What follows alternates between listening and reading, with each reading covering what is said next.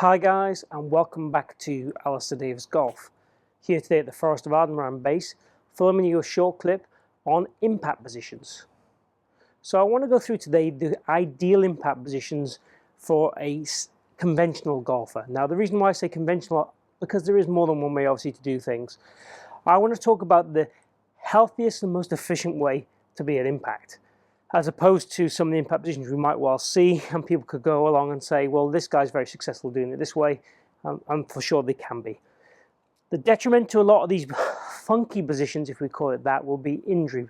And what I want to look at within this video is injury prevention and, let's say, efficiency and consistency. So those are the things I would like to see really come across in this video.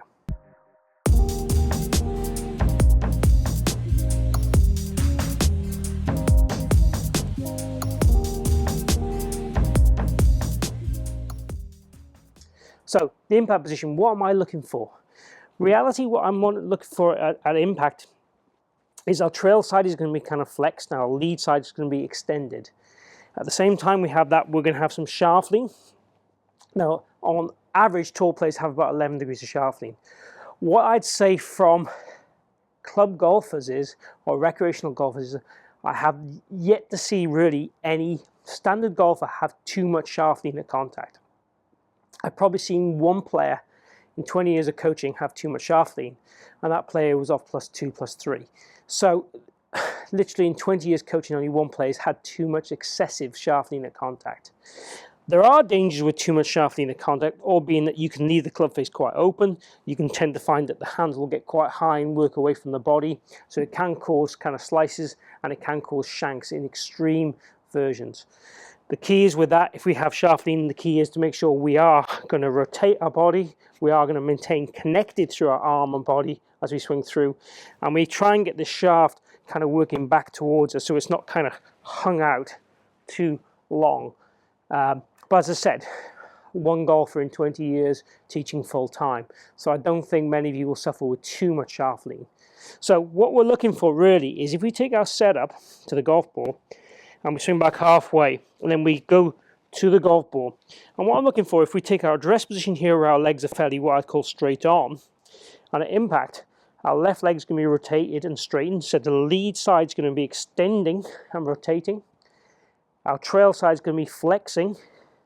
Our handle's going to be moved forward. If anything, the face will be fractionally open at contact. Now, it might sound a bit contradictory, but if we think of contact like this, the ball sticking to the face, and then the ball separating off 2 to 3 thousandths of a second later, the club face will go from slightly right to square at separation. So at the point of initial contact, I'd want the face to be fractionally open, the ball to be collected, as to extend and rotate, and obviously the ball to be propelled in the direction of our target. That is what I'm looking for.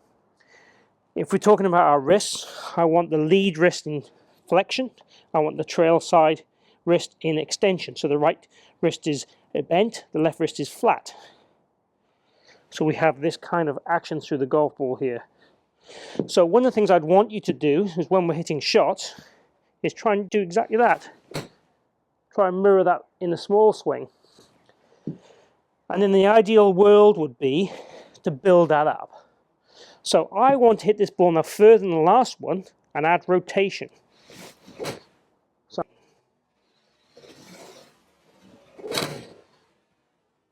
So I'm rotating further, pivoting further, swiveling further, whatever word you would like to use. I'll do this one for this camera. So this now will be shot number 3. So really now trying to increase my rotation as I go along. And I would try and build this all the way up to a full swing. A good idea would be to do a rehearsal. Trail side flex, lead side extend, right wrist flex, left wrist flat, then go to the golf ball and build that up almost to a full swing. And always through those shots we're trying to recreate those feels physically and the pressure on the golf ball if we can.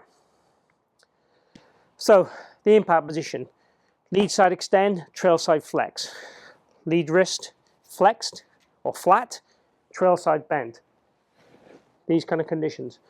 Whilst we're rotating, whilst we're extending, we'll make sure we have our best opportunity of squaring this club face up, delivering the pressure, the swing path in the correct direction to hit straight, consistent shots every time.